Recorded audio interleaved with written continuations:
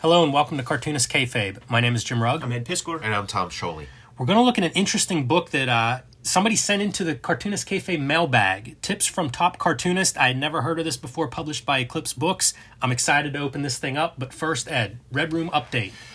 Red Room, the Antisocial Network book collection in stores now. It is going fast. I'm hearing from retailers already that they lost their stock. You know, they sold out of their stock, and everybody is fighting over the same couple thousand comics at this point now that Amazon bought more than half the print run, man. So shops, order this thing. You cannot take for granted that it's going to be up there.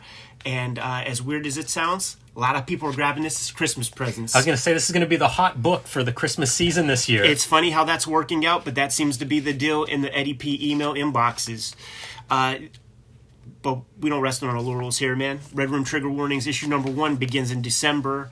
And you want to go to your comic shop, get that put on your pull list, because the Red Room comics are not going to stop flowing, man. You could order and pre-order all these comics in my link tree in the description below. And I have already serialized the complete Red Room issue number 1 of Trigger Warnings on my Patreon. $3 will get you the archive there, man. All those links in the link tree. Tom, where can people find your latest, greatest? Here's Blue Room. It's Fantastic Four Grand Design, the story of the Fantastic Four told in one oversized volume. Just a great big love letter to everything Jack Kirby did with that series. It's something I'm incredibly proud of, and it was really like one of those dream come true kind of assignments.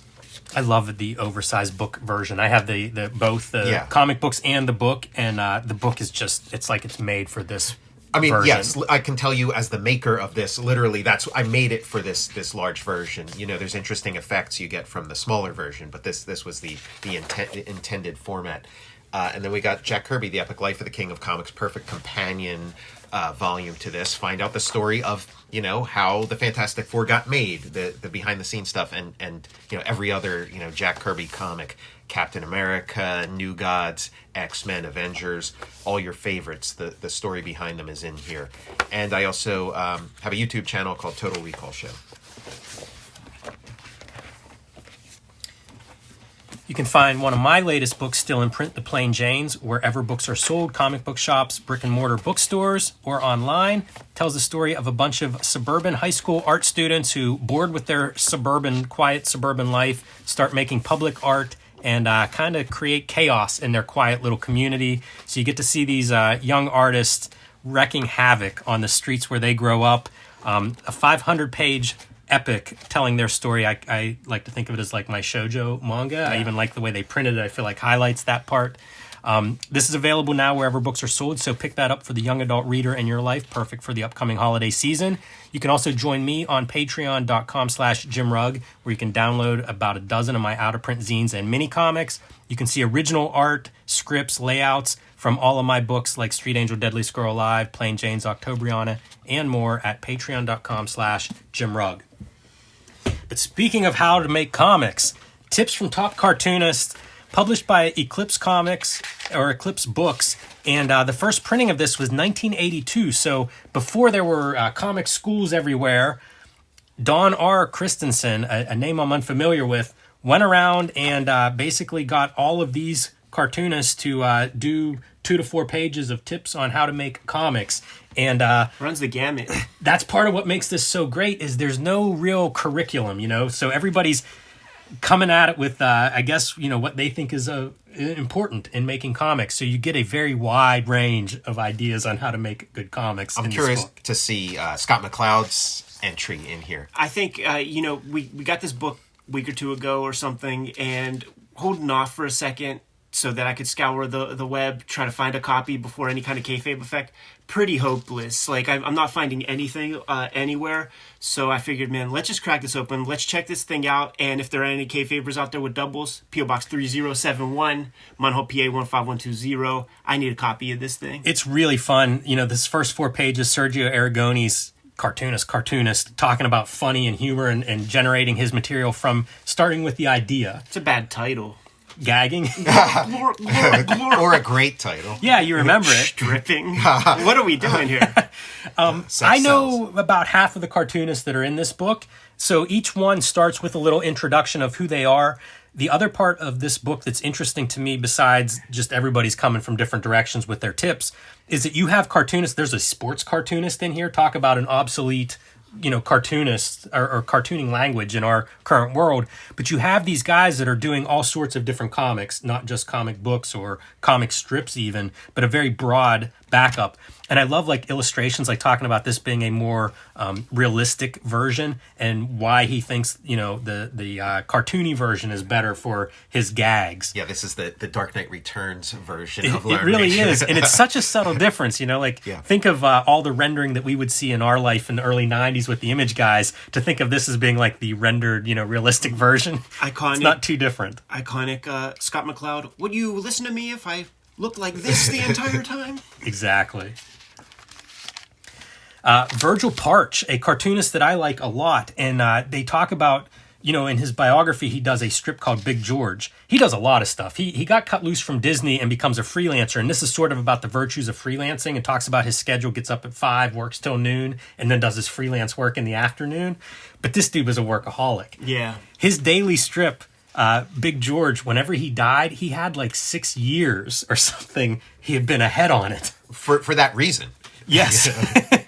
Preparing for that kind of death. Funny gag cartoon is, put your best foot forward. It's just a guy with like a Ferris unicycle for legs. It's such a unique style, and imagining him trying to even exist in a Disney universe, I don't see. He must have been an in-betweener or something, because I could see the Disney guys, the 7 old men fucking shitting on this dude. Super successful in his life, though, like no shortage of, you can find a lot of his work. I think Fantagraphics put together a collection of his stuff with biography as well. But, right place, right time, I think, for Virgil Parch. But definitely a cartoonist I like. Enoff, I have no idea, haven't heard of him, but telling us how to do funny animals. Another genre that's kind of gone the way of the dodo in comics. Probably one of the old timers at that point, even in the early 80s, doing funny animals.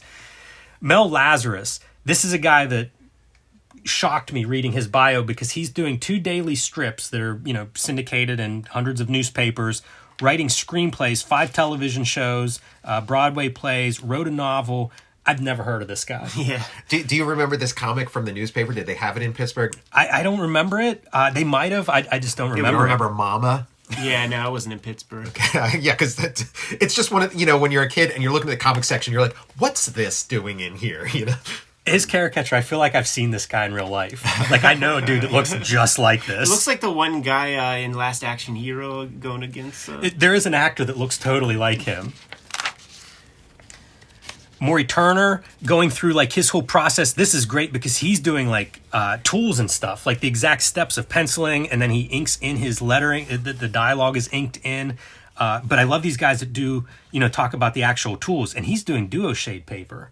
So pretty interesting, like technical stuff that he's illustrating how to do. And you see this stuff in the old, like how to do comics, right? Like having the heads broken up into their diagrams of, it's half above the eyes, half below. If it's a kid, it's 2/3 above the eyes, things like that. So very technical information on this one, even like drawing the impossible hands.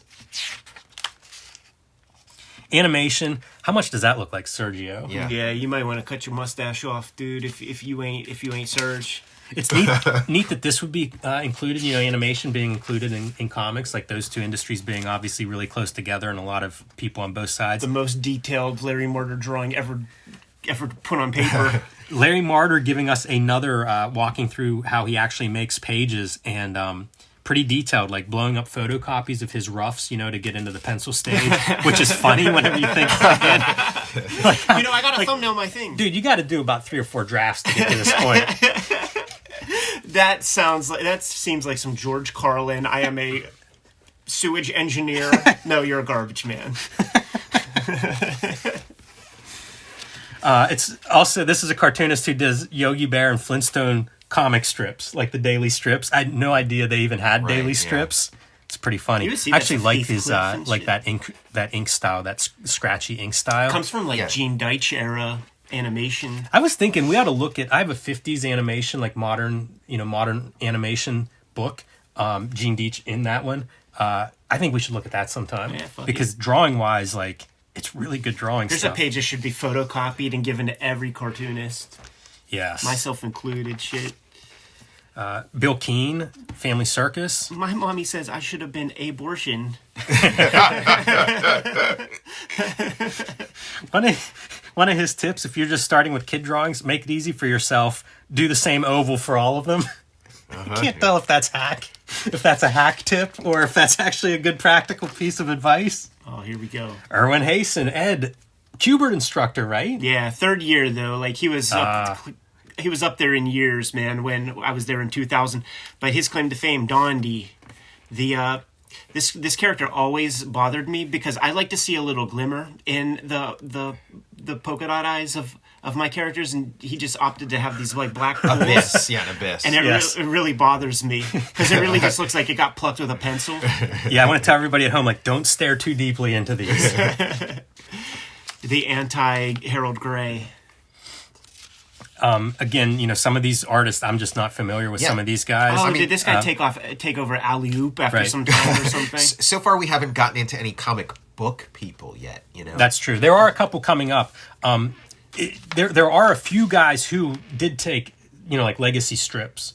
Guys that followed the people that we know of. Dan Spiegel. So here you go, getting into your comic strips. It's funny because we're going to be doing the Eclipse stable of comic book guys, I guess. Pretty nice drawings, though, man. This is that's an impressive panel, like drawing like the rigging between horses on a carriage from above. Yeah, he's so good. But like when you see those like Crossfire comics and the Twitter bins, you go past those. Like I there's something about it that just doesn't. You know what? Maybe it's like Craftsman, like a guy who figured out how to put the lines on the paper in the way, but it's just not saying anything. These two are I wish there was more of this stuff, because it's like this is the wrong way to do it. I love seeing that. Yeah. Like, this is how to do it. This is not how to do it. And this is how to draw comics the Marvel way, right? Oh yeah, man. The famous Capture the proper action. punch. This is your sports cartoons. Right. I actually like all of these. I love like the way he's caricaturing, different body types for these different sports and everything. This just went away. Like this used to be. There was decades of this. It was ubiquitous. Sometimes you'd be at somebody's house, like a grandpap or something, and it's like this is what they got, like books and books of this kind of stuff with like golf jokes. Warren Bernard showed us some of this stuff. Like early days before I guess photography was high speed enough to really capture sports. Like a lot of the sports stuff, especially first part of 20th century, like it was drawn during the speculator boom, as when trading cards were kind of going away and they were trying to figure out how to keep that market going.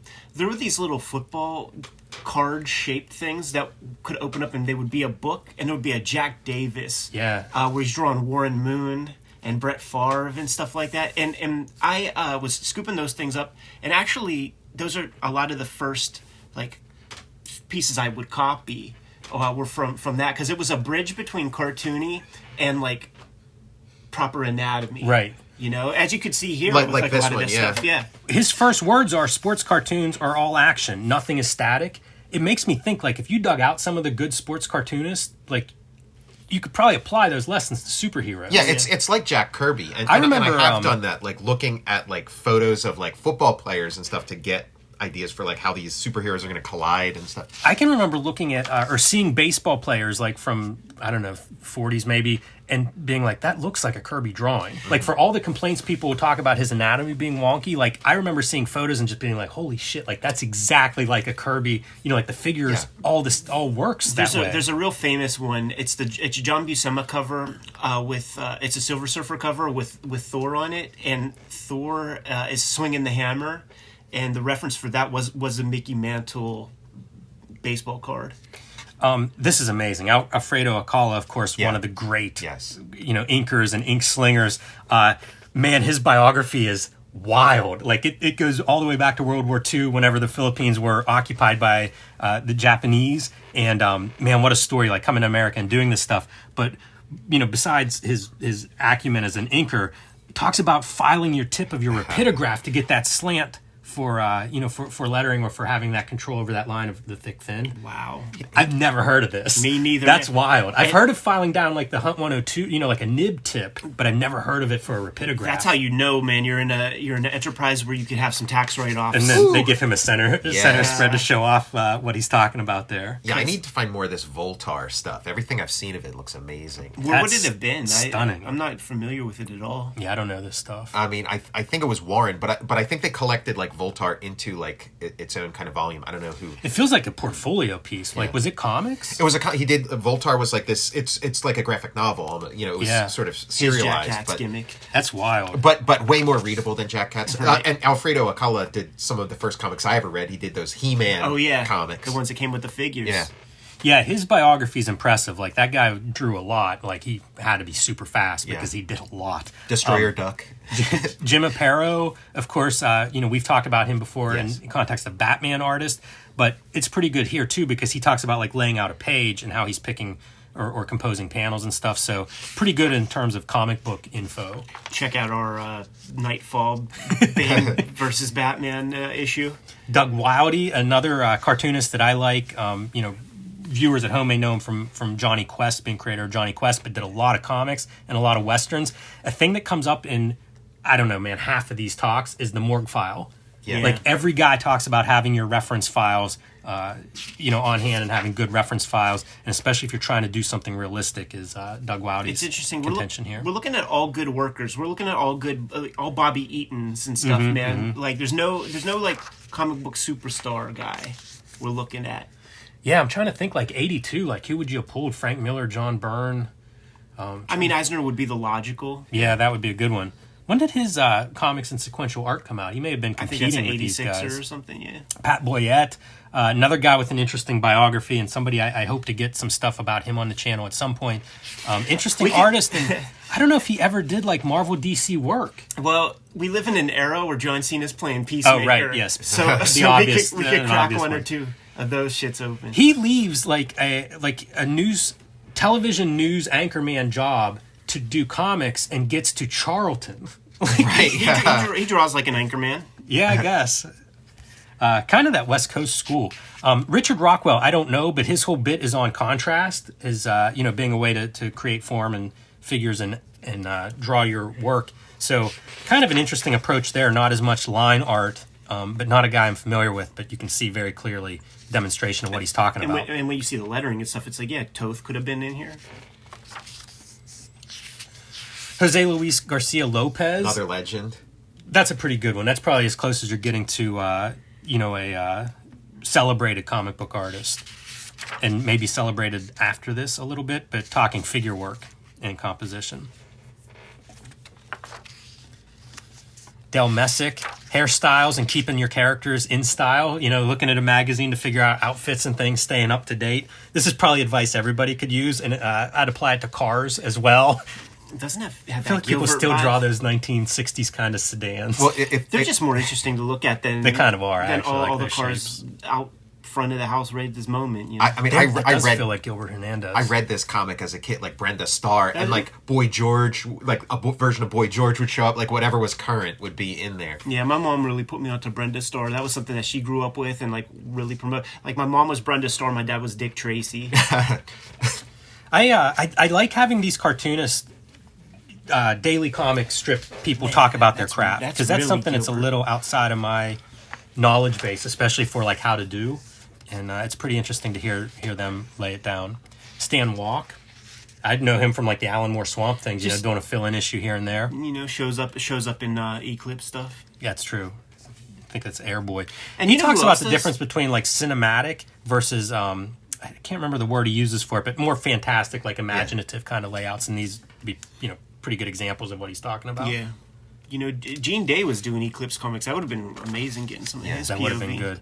Bob Oxner, a guy I don't read much, but I'll see people post his work. I think Kevin Nolan will sometimes post his work.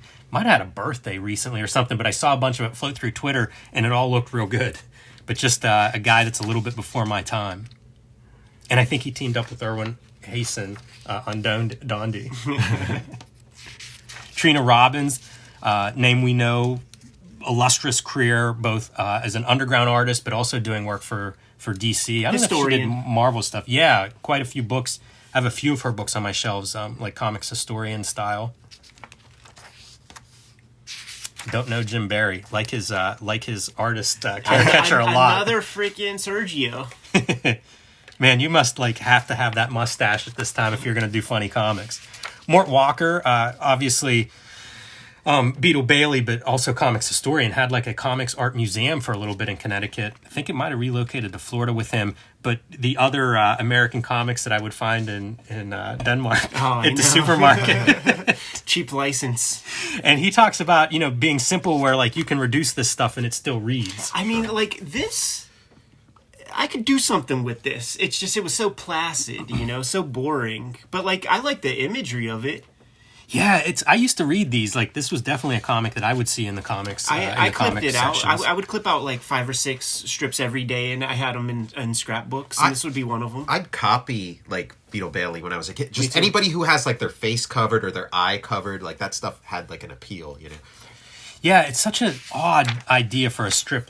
Can you imagine having oh yeah, we'll do a daily strip today about enlisted men and kind of clowning around army strips? That'd be a hard sell today, but it's kind of a the dad version of G.I. Joe or something when I was a kid. I don't know when it came about, but it feels like an adaptation of Gomer Pyle, Mm-hmm, yeah.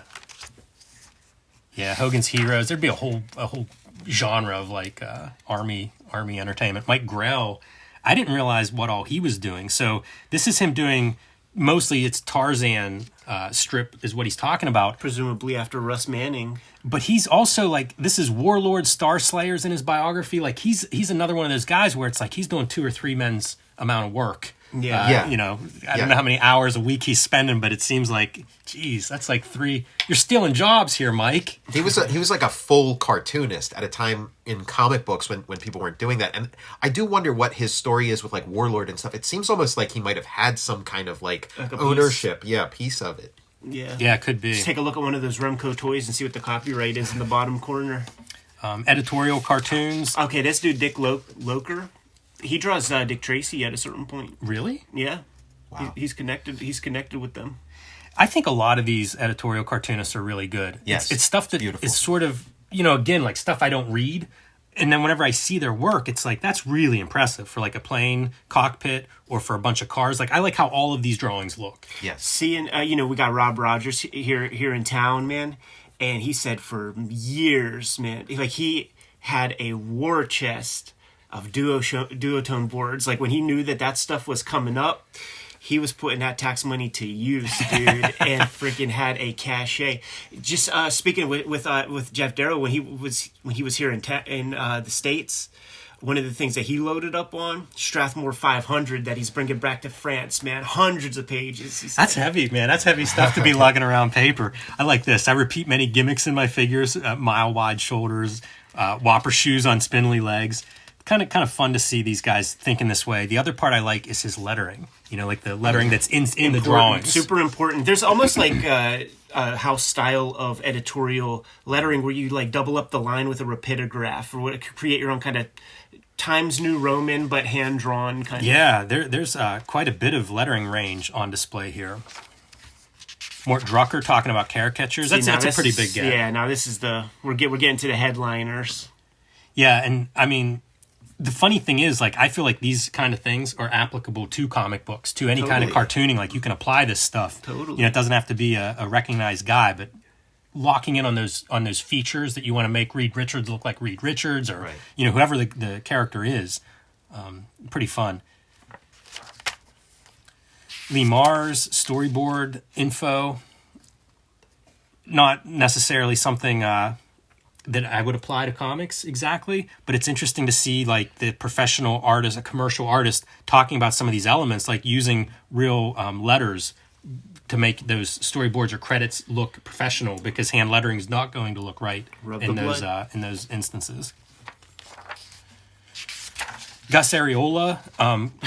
Do you know Gordo? This is Mark Zingarelli turned me on to this, and I have a big collection, Accidental Tourist. I have no idea where I bought it or what.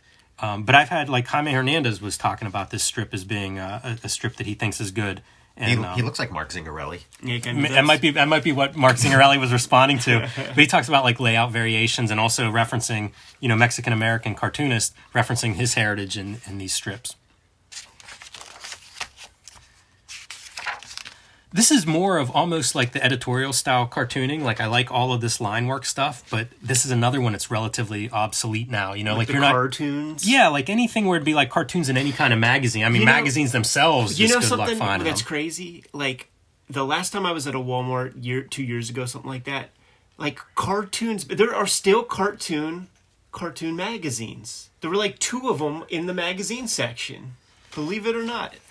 I mean, just in this age we live in, internet, web comics and stuff, any like dead or obsolete genre, if you were really passionate about it, you could carve out like a space for yourself. You're 100%. I agree totally. Yeah, you're 100% right on that. How to draw tires. I need that shit, man. Don't make them look like a donut. But then you look at that, that's dope. Yeah, that I feel would like be that's cool, an underground. Robert Crumb would disagree with you. Yeah, that's a dope tire, man. I love that van though. Pretty sweet.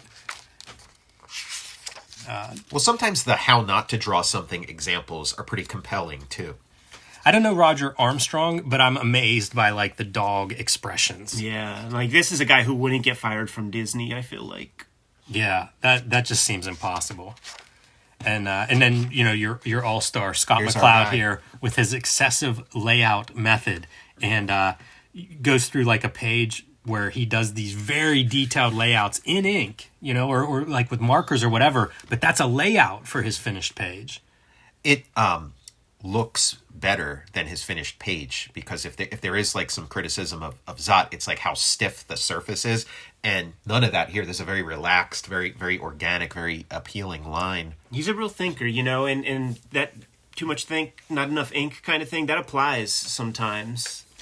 This section is almost this is an amazing section. This is him going through like every element: style, black and white, figure drawing, dialogue, like listen to real life conversations. Like this is really him trying to be like, here's my advice on how I make comics or how to make comics better. That's what I was wondering when we get to this, if we're going to see like a proto form of understanding comics, and then maybe he's looking through he gets a copy of this book, he's looking through it, and he's like, okay, all this stuff is grouped as comics, but not all of it's comics, and gets the wheels turning maybe. Yeah, it would be interesting how that part comes about. Number 12 advice: practice constantly. Yes, I agree. That's the stuff that I would read in the interviews that I was checking out as a kid, and it would be like draw everything, which is not something I've seen in here, but somebody must say it. You need to draw chairs, you need to draw cityscapes, you need to draw all kinds of stuff. Study everything. McCloud says it. And that is what separates the future professionals from, the best artist in class kind of thing, because I don't know about you guys. I definitely was not the best in class. There were dudes who could draw certain things like way cooler, and I gravitated toward them, became friends, and then I'm trying to convince them to, spend 60 cents, hop on the bus with me, let's go into the city, with our school sketchbooks, let's draw some buildings, let's draw some buses, let's draw some stuff. And they were like, this is boring. I'm trying to draw Sagat doing a tempo fucking jump kick. You know what I'm saying? I'm not trying to draw that stuff. Yeah, for sure. I like this closing page too, a Picasso drawing that would be a cartoon, except it's Picasso. I feel like I saw that in Understanding Comics. No, well, maybe you did, but where you definitely would see this is drawing from the right side of the brain. Maybe that's book. it. Okay. And one of the first exercises, you take the full image, draw this upside down, because it's trying to get you out of that headspace of drawing footballs for eyes and all this circumscribed information you have built into your mind of what knuckles look like. Get all it out of there. Let's draw these actual lines. And they use that contour illustration by Picasso as one of the early pieces. It's neat to me to think you had How to Draw Comics the Marvel Way at this time, and you had this book. Nobody's there aren't that finding many. this. There's probably 5,000 copies of this thing, man. Like you can't find it anywhere. Yeah, two printings. There might be a nightmare in terms of rights. Like probably all these artists retain their copyrights. So, and this book might have gotten destroyed in the flood. That's so true whatever too. extras there are. It's certainly true. But 35 artists really laying out tools, processes, thoughts behind their work. Kind of awesome. Yeah, very cool. It's been on my nightstand all week, and I've been enjoying going through it for 2 weeks, I think, because once we got it, I started telling you about it, Ed, because it is it's neat. It's great to see how other cartoonists approach their craft. You could tell that Jim got the positive coin flip I won that one. that week. That's what I was wondering, like how Jim ended up with this. Yes. Kayfabers, that's how it always, that's the equalizer, man. Like, follow, subscribe to the YouTube channel, hit the bell. We'll notify you when new vids are available. It's out there, Jim. Join me on patreon.com/JimRugg, where you can download out-of-print zines and mini comics. You can see my original art, scripts. You can see my top tips from this cartoonist on how I make Street Angel, Deadliest Girl Alive, Plain Janes, Octobriana, and more. That's at patreon.com/JimRugg. You can check out my Patreon.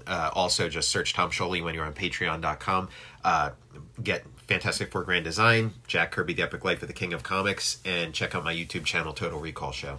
Red Room, the Antisocial Network, trade paperback in bookstores and comic book stores at this very moment. The stores are fighting for the last few copies that are available, man. So if you see the comic, scoop it up ASAP. And we're continuing the gravy train, man. Red Room Trigger Warnings issue number 1 hitting the stands in December, and that's going to be coming out on a monthly basis. So get that put on your pull list. You can pre-order those comics. You can read the comics ahead of time on my Patreon. All these links in my link tree in the description below this video. What else, Jimmy? Subscribe to the Cartoonist Kayfabe newsletter at the links below this video. You can also find Cartoonist Kayfabe t-shirts and merchandise at the links below this video. Give them those marching orders, and we're going to be on our way. Make more comics.